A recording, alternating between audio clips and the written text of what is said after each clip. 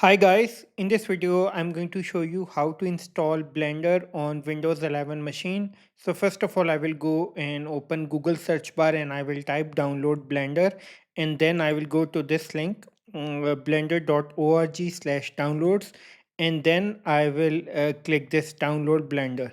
So this is going to start the download process. So I am installing for Windows. So look, so I have already downloaded this file. So I'm going to cancel the download process from here and I will open the file which I have already downloaded, and just I need to wait. So now I'm going to click next. So this is where Blender will be installed. I will click next and I will click install. And the installation process will begin. It will take a few minutes to complete. So just be patient.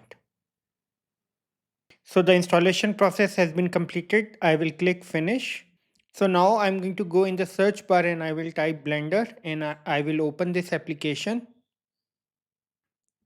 Click continue. I hope you have gone through the process. At the end, I would request you to please subscribe, like and share. Thank you.